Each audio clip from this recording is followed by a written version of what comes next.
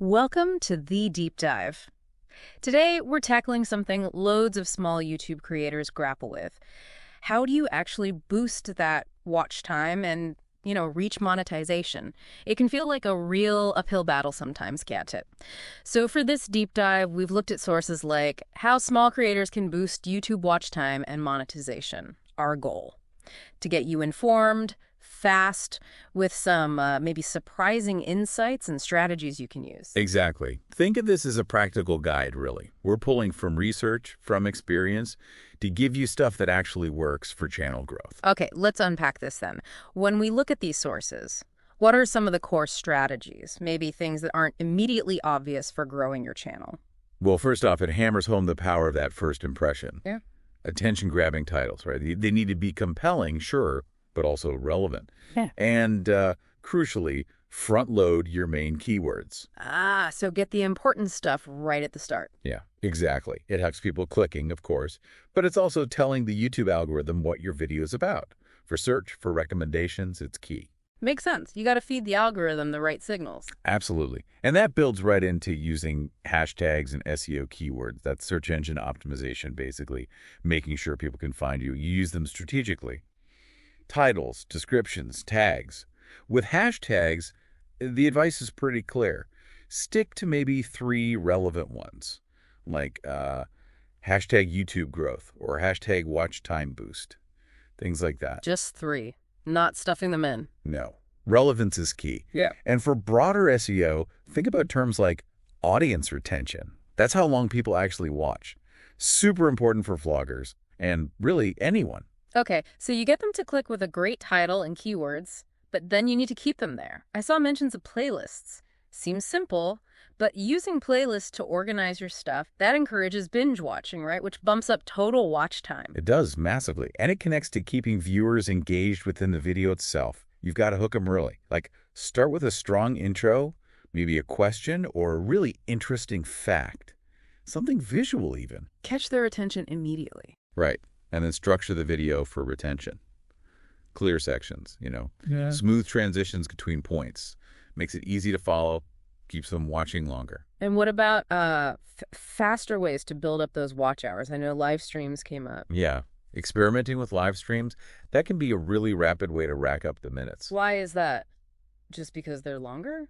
Partly, yeah. They often run longer, so session times are higher. Mm-hmm. But also, there's that live interaction. People tend to stick around for the whole thing, which sends great signals about watch duration to YouTube. Okay, that's helpful. Now let's flip it.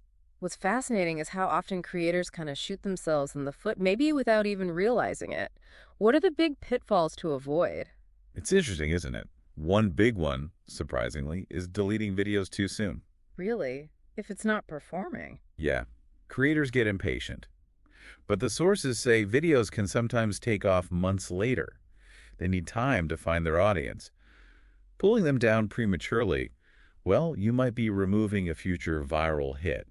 It's like digging up a seed to see if it's growing. Huh. Patience is key then. What about the unlisted trick? Uploading but keeping it private for a bit. Does that actually help? Well, the consensus seems to be probably not. There's no clear evidence it gives the algorithm some special boost. YouTube looks at public watch time signals. So just publish it. The main thing is timing. Just make it public when your audience is actually online and likely to watch. Don't release it at 3 a.m. if your viewers are mostly active in the evening, Gotcha. And watching your own videos, can that help or hurt? Yeah, that's a tricky one. If you click your video, watch for like 10 seconds, then leave, that signals low engagement. Bad sign for YouTube. So don't skip through. Right. If you are going to watch your own stuff, watch it all the way through, like a real engaged viewer would. That actually helps your retention metrics. Okay. And sharing links. We all want to promote on social media, right? But there's a catch. There is. Sharing links too early, especially on platforms outside YouTube, can sometimes backfire. If people click from, say, Twitter, watch for a few seconds because they were just scrolling and then bounce off, that tells YouTube the video didn't hold interest. High click-through, low watch time. That can actually hurt its chances of being recommended on YouTube. Wow. Okay. Need to be strategic about where and when you share. Definitely. And the final, maybe the biggest don't, buying subscribers. Just don't. Seems like an obvious one, but people still do it. They do. It feels like a shortcut. But it tanks your credibility. Your engagement rates are terrible because they aren't real fans, and it can get your channel penalized or even removed. It's just not worth it. Organic growth is the only way. So wrapping this up, what's the big picture here? It sounds like growing on YouTube is, well, it's a marathon, not a sprint.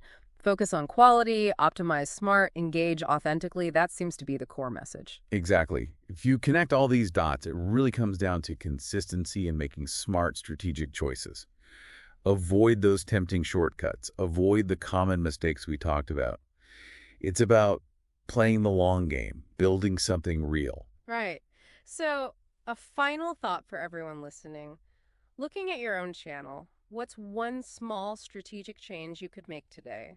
Something to organically boost your growth and get you a step closer to those monetization goals.